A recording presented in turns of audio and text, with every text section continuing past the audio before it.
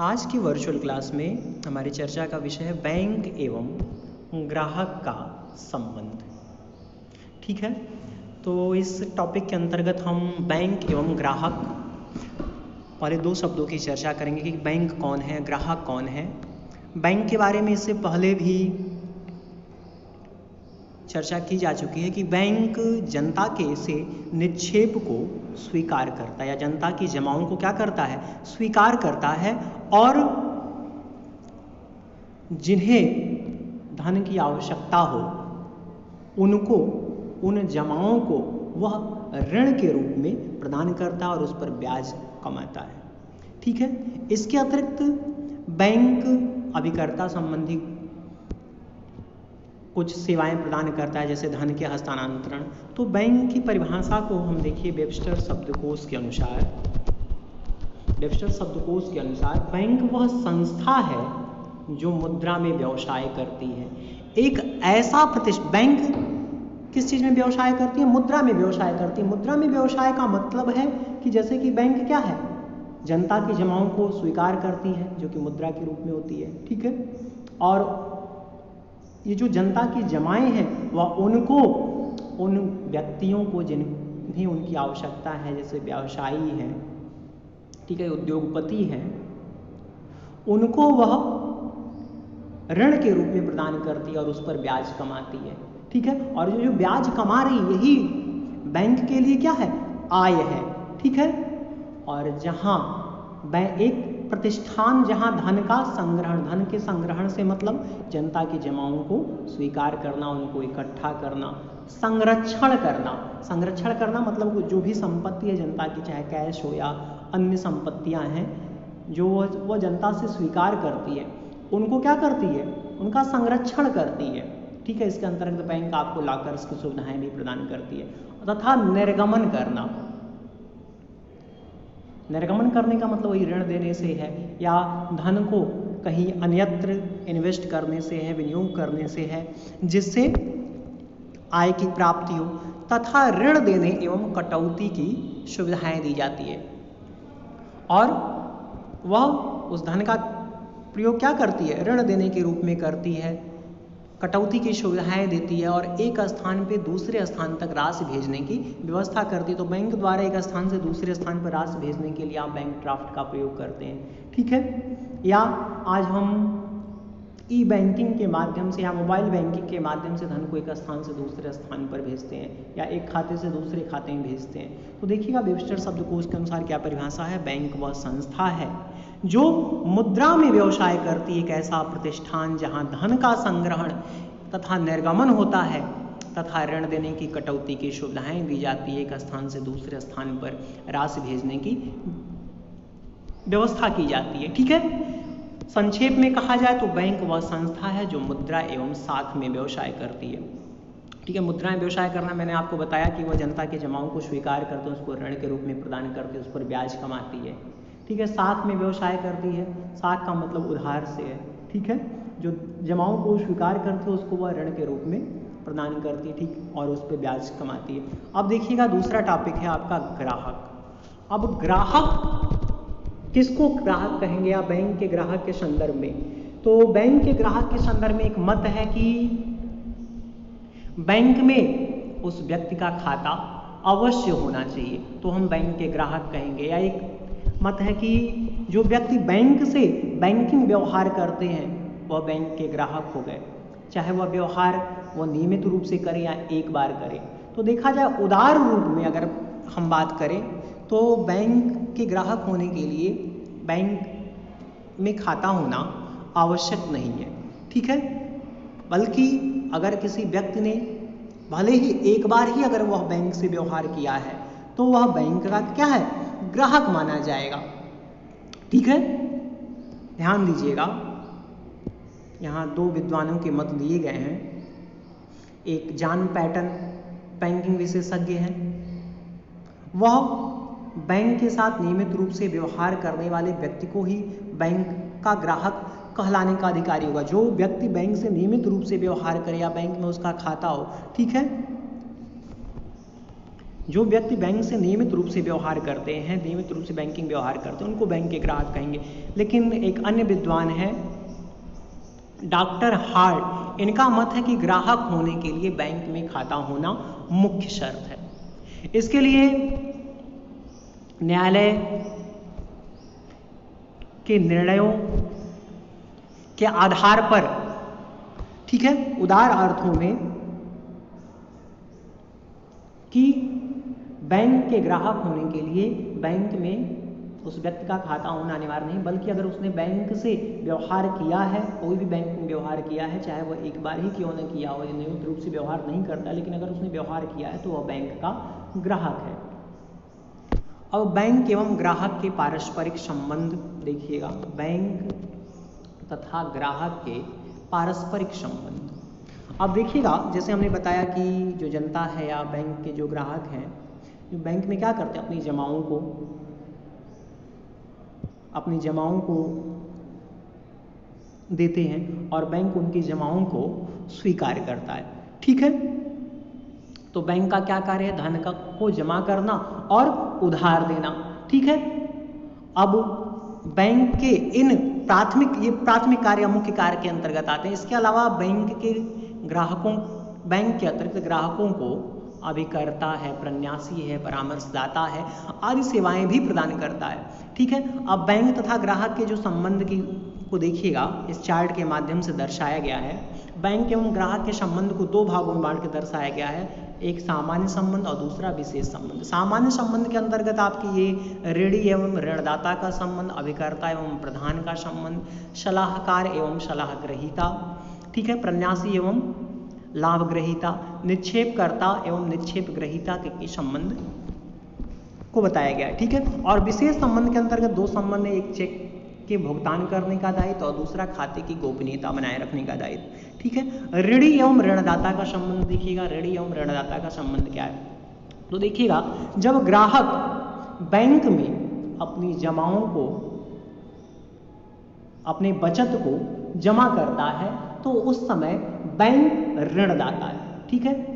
और जब जनता की जो स्वीकार की गई जमाओं को बैंक द्वारा जिन व्यक्तियों को, जैसे उद्योगपति हैं, व्यवसायी हैं, उन्हें उनकी आवश्यकता या अन्य व्यक्ति जिन्हें उनकी आवश्यकता है उनको वह ऋण के रूप में प्रदान करता है, तो उस स्थिति में बैंक आपका ऋणदाता है, ऋण देने वाला हो गया, ठीक है। और जो व्यक्ति है या संस्था है वह ऋण ग्रहीता। और जब आप बैंक में अपनी बचत को जमा करते हैं उस संबंध में आप हो गए ऋण ग्रहीता और बैंक आपका ऋणदाता। बैंक ऋणदाता और व्यक्ति या संस्था ऋणी, ठीक है। देखिएगा, बैंक तथा ग्राहक के मध्य मुख्य एवं सर्वाधिक संबंध ऋणी एवं ऋणदाता का होता है। जब ग्राहक राशि बैंक में बचत खाता, चालू खाता या सावधि खाता, आवर्ती खाता खोलकर उसमें राशि जमा करता है तो बैंकर जमा रकम के अनुसार ग्राहक का क्या हो जाता है, ऋणी हो जाता है, ठीक है। बैंकर ग्राहक का ऋणी हो जाता है तथा ग्राहक ऋणदाता, ग्राहक हो गया अब ऋण देने वाले, ठीक है। जब बैंक में ग्राहक द्वारा ऋण को जमा किया, अपनी बचतों को जमा किया जाता है, उस संबंध में बैंक आपके ऋणी होंगे और जो व्यक्ति बैंक में अपनी जमाओं को, अपनी बचतों को जमा करता है वह ऋणदाता हो जाएगा, ठीक है। और जब बैंक द्वारा इस ऋण को अन्य व्यक्तियों को यानी संस्थाओं को, इस जमा को अन्य व्यक्तियों एवं संस्थाओं को ऋण के रूप में प्रदान किया जाएगा तो इस स्थिति में ग्राहक ऋणी तथा बैंक ऋणदाता होता है, ठीक है। एक बार फिर से ध्यान से देखिएगा कि जब बैंक द्वारा, बैंक में जनता अपनी बचतों को जमा करती है उस संबंध में बैंक ऋणी और ग्राहक ऋणदाता, ठीक है। और जब बैंक अपने ग्राहक को ऋण के रूप में इन जमाओं को देता है तो उस संदर्भ में ग्राहक हो गए आपके ऋणी और बैंक ऋणदाता, ऋण देने वाला, ठीक है, और ऋणी ऋण पाने वाला। ठीक है। अगला देखिएगा, इसके अलावा ये जो बैंकर है, बैंक एवं ग्राहक के जो संबंध है अन्य ऋणी एवं ऋणदाता के संबंध से भिन्न होता है या इनमें कुछ अलग विशेषताएं पाई जाती है। जैसे ग्राहक द्वारा राशि की मांग आवश्यक। अब बैंक ग्राहक की राशि को अपनी मर्जी से भुगतान नहीं करता। जब ग्राहक द्वारा उस राशि की मांग की जाएगी उचित विधि से, ठीक है, उसकी लिखा पढ़ी की जाएगी या उचित विधि से फॉर्म भरकर विड्रॉल फॉर्म बैंक में जमा किया जाएगा, तब बैंक जनता की राशि को देगा। ठीक है।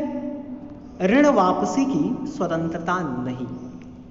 अब बैंक कभी भी अपनी इच्छा से जो जनता की जमाएं हैं उनको वापस नहीं कर सकता। जब जनता द्वारा उसकी मांग की जाएगी उसी स्थिति में बैंक द्वारा उस ऋण की वापसी की जाएगी। ठीक है। मांग का उचित स्थान एवं समय। अब जो जनता द्वारा जमाएं हैं उसकी मांग जनता द्वारा, ठीक है, बैंक के कार्य दिवस एवं बैंक के कार्य घंटों में ही करनी आवश्यक। उसी स्थिति में बैंक उसका भुगतान करेगा। ठीक है। अगला है मांग की उचित विधि। जो मांग की उचित विधि है उस विधि से आप बैंक जाकर विड्रॉल फॉर्म भर के, ठीक है, या चेक के माध्यम से आप उसको निकालेंगे। ठीक है। मौखिक या टेलीफोन पर आप रकम को नहीं निकाल सकते। अगला है कि परिसीमा अधिनियम लागू नहीं। बैंक एवं ग्राहक के मध्य या ग्राहक जो बैंक में जमा करते हैं उस पर परिसीमा अधिनियम लागू नहीं होता। इसका मतलब है कि यदि सामान्य ऋण है, यदि 3 वर्ष के अंदर ऋणदाता उसको वसूल नहीं कर पाता है तो लेनदार उस राशि को वसूल करने के अधिकार से वंचित हो जाएगा। ठीक है। और बैंक से रुपया वसूल करने की कोई समय सीमा नहीं होती क्योंकि इसे ऋण नहीं समझा जाता। ठीक है। तो इस स्थिति में बैंक में इस पर परिसीमा अधिनियम नियम लागू नहीं होता। दूसरा संबंध है आपका अभिकर्ता एवं प्रधान का संबंध। जैसे हमने बताया कि बैंक जनता की जमाओं को स्वीकार करता है, ठीक है, उसको ऋण के रूप में प्रदान करता है। तो बैंक के प्राथमिक कार्य, इसके अलावा अन्य कार्य हैं जैसे अभिकर्ता एवं प्रधान का संबंध। तो देखिएगा बैंक जो है ग्राहक के प्रतिनिधि या एजेंट के रूप में भी सेवा प्रदान करता है। इसके अंतर्गत या इसके बदले बैंकर को इन सेवाओं के बदले कुछ कमीशन, फीस, चार्जेस या शुल्क के रूप में आय होती है। ठीक है। अब देखिए,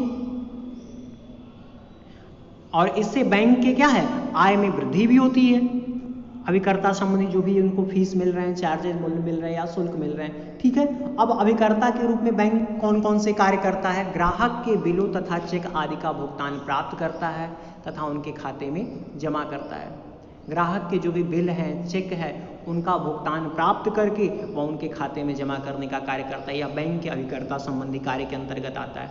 ठीक है। इसके अलावा ग्राहक की ओर से विनिमय बिलों एवं हुंडियों को स्वीकार करना। और बैंक क्या करता है?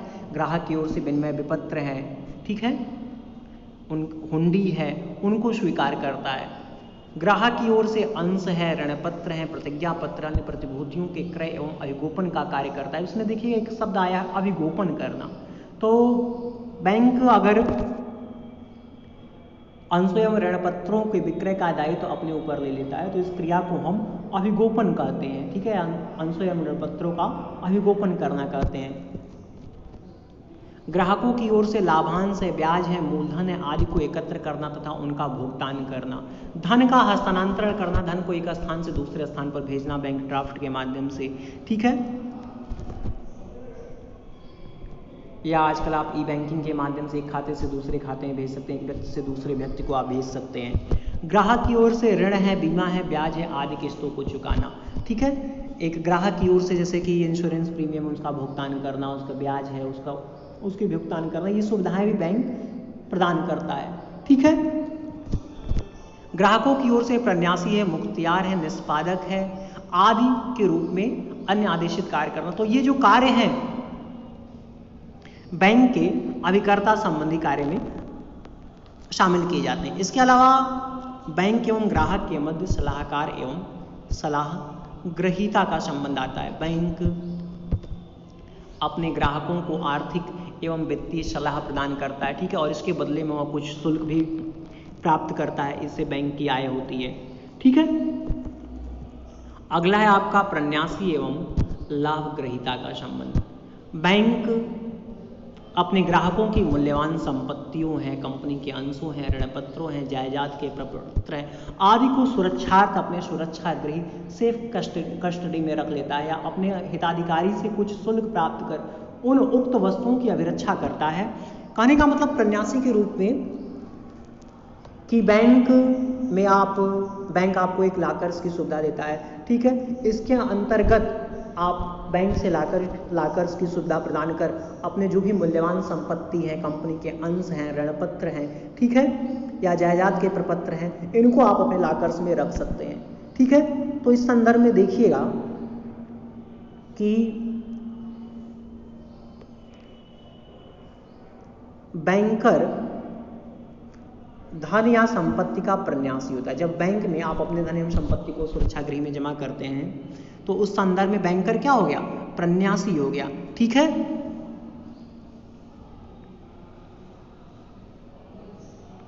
अगला है आपका निक्षेपकर्ता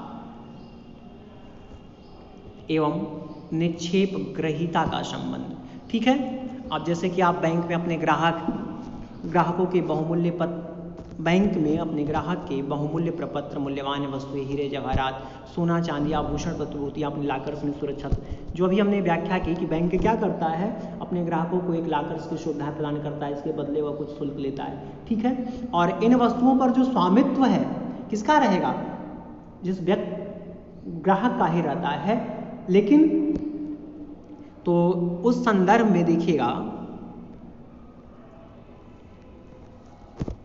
स्वामित्व तो ग्राहक का ही होगा उन वस्तुओं पर, किंतु अधिकार बैंक के पास रहता है। बैंक के संरक्षण में रखे गए वस्तु को सुरक्षित लौटाने के लिए उत्तरदायी है, ठीक है। लॉकर्स की सुविधा के लिए बैंक ग्राहक से कुछ साधारण सा शुल्क वसूल करता है, जिसे प्रायः वार्षिक जमा करना होता है। तो इस स्थिति में ग्राहक की स्थिति निक्षेपकर्ता की या धरोहरकर्ता की, और बैंक की स्थिति क्या है? निक्षेप ग्रहीता की, ठीक है। ग्राहक जो बैंक में लॉकर्स की सुविधा प्रदान करते हैं उनकी स्थिति निक्षेपकर्ता की, जमाकर्ता, ये जमा करने वाले हो गए, और ये निक्षेप बैंक आपका निक्षेप ग्रहीता, निक्षेप को ग्रहण करने वाला हो गया। इसके अलावा कुछ विशेष संबंध है। चेक भुगतान करने का दायित्व। अब बैंक अपने बचत खाताधारियों को या चालू खाताधारियों को चेक की सुविधा प्रदान करता है, ठीक है। तो बैंक अपने ग्राहक के चेकों का भुगतान करने का दायित्व भी बैंक का है, ठीक है। अब अगर चेक उचित ढंग से प्रस्तुत किए गए हैं और नियत समय आपका 6 माह के अंदर चेक के लिखने के 6 माह के अंदर प्रस्तुत किया गया है, तो बैंक द्वारा उस चेक का भुगतान किया जाएगा। आगे है, यदि बैंक ग्राहक की मृत्यु होने, पागल होने, दिवालिया होने की सूचना प्राप्त हो गई है अथवा ग्राहक ने चेक का भुगतान न करने का आदेश दिया है, तो इस स्थिति में बैंक ग्राहक के चेक के भुगतान को क्या करता है? रोक देता है, ठीक है। या मान लीजिए कि चेक सही नियत विधि से भरे गए हैं, ठीक है, लेकिन बैंक असावधानीवश इन चेकों को निरादृत कर देता है, और इस स्थिति में ग्राहक को जो नुकसान होता है उसकी भरपाई बैंक को करनी पड़ेगी, या इसके साथ साथ वित्तीय नुकसान के साथ साथ मानहानि संबंधी नुकसान भी करनी पड़ेगी, ठीक है। तो ये भी चेक के भुगतान करने का दायित्व किसका है? बैंक का है। खाते की गोपनीयता बनाए रखने का दायित्व, बैंक में जो भी ग्राहक है उनके खाते की गोपनीयता बनाए रखने का दायित्व बैंक का है, कि उनके संबंध में किसी को सूचनाएं नहीं प्रदान करना। लेकिन कुछ विशेष परिस्थितियां हैं जिसमें बैंक ग्राहक की खाते की गोपनीयता बनाए रखना आवश्यक नहीं है। ये कौन कौन सी स्थितियां हैं? जब न्यायालय द्वारा ग्राहक के खाते का विवरण मांगा गया हो, जब आयकर अधिनियम के अंतर्गत बैंक से किसी ग्राहक के खाते के संबंध में जानकारी की गई हो, ठीक है। दंड प्रक्रिया के अंतर्गत किसी ग्राहक के विरुद्ध जांच या छानबीन को पूरा करने का निर्देश हो, ठीक है। तो ऐसी स्थिति में, या इसके अलावा है, जब ग्राहक ने ऐसा करने के लिए बैंक को आदेश दिया। जब ग्राहक द्वारा दिए गए ऋण की वसूली अथवा बैंक में अपनी सुरक्षा के लिए खाते की स्थिति